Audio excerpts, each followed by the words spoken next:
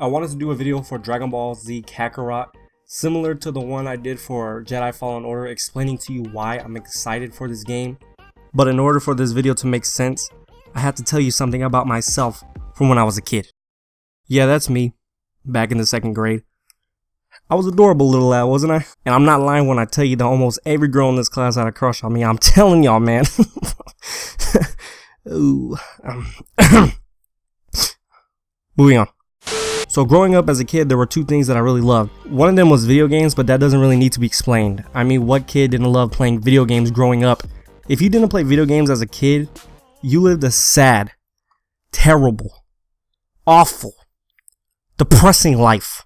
The second thing that I loved was Dragon Ball Z. Now, of course, Naruto and Bleach was around when I was a kid too, and I have amazing memories with those series, don't get me wrong, but DBZ is what started it all for me. Dragon Ball Z was my shit growing up, man. It did so much for me. I made friends because of it, and I swear that show taught me how to do martial arts until I got my ass beat by a kid in karate class. We don't bring that up anymore. I didn't get introduced to Dragon Ball Z by watching the anime on the Toonami block like you probably did, because I couldn't afford cable when I was younger. How I got introduced to Dragon Ball was through video games. The first DBZ game I played was the original Budokai, and after that I was hooked. I try to keep up with everything Dragon Ball related as I can, and I ended up playing most of the Dragon Ball Z games over the years. I played every Budokai, every Tenkaichi, any game you could think of, I most likely played it. But there are 3 games that come to mind when I think of what games impacted me the most growing up. And those games are Legacy of Goku 1, Legacy of Goku 2, and Boost Fury. Those games were so different from what I was used to. It wasn't the usual Dragon Ball fighter that I played time and time again. It replaced the fighter elements with RPG elements. And instead of relying on action, it relied on the story and the world of Dragon Ball. And that's something I think Dragon Ball Z Kakarot can't recreate.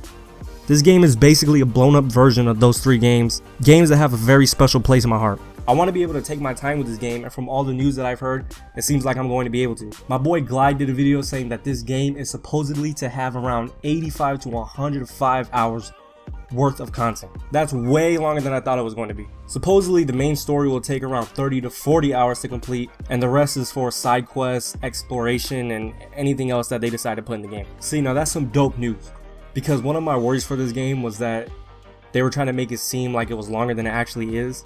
Like you were going to play this whole Dragon Ball Z game, you're going to play the whole story of Dragon Ball Z, so it seems like it's going to take a while, but then you're going to end up being let down by how short it was, and we're going to give our hopes up. So I'm really glad that that's not the case. My biggest concern for this game is the gameplay.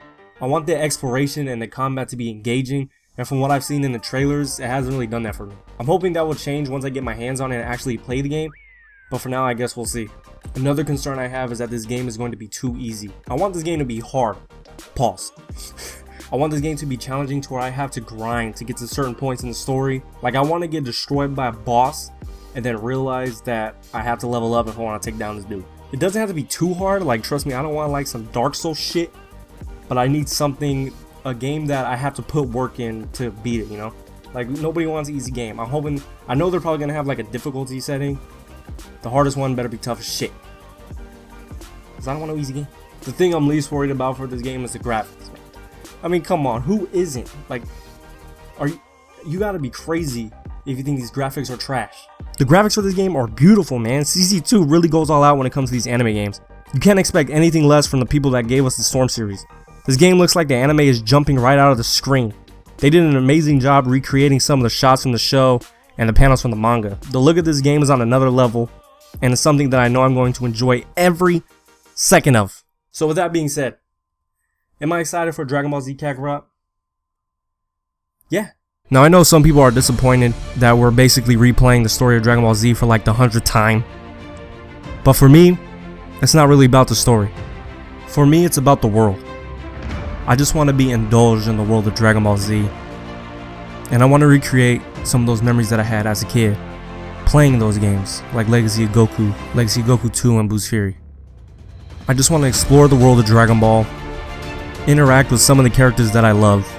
I want to go on a journey with these characters. I want to feel like a kid again and experience the same feelings that I felt back in the day.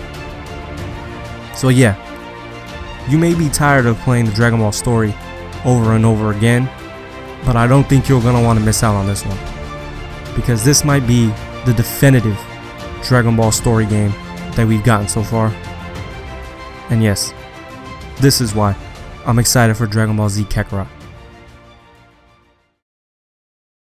Thank you guys so much for watching this video. This was the first video I ever did writing a script, so if it's kind of bad, I apologize. I'll try to get better at it because I had fun writing it. It was kind of stressful, but I had fun doing it. So I do want to do more videos like this. But yeah, with that being said, drop a like if you did enjoy this video. Subscribe to the channel if you haven't already, because, you know, I got content coming your way. You follow me on Twitter, turn on post notifications. And yeah, thanks again, guys. I'll see you guys in the next video. Peace.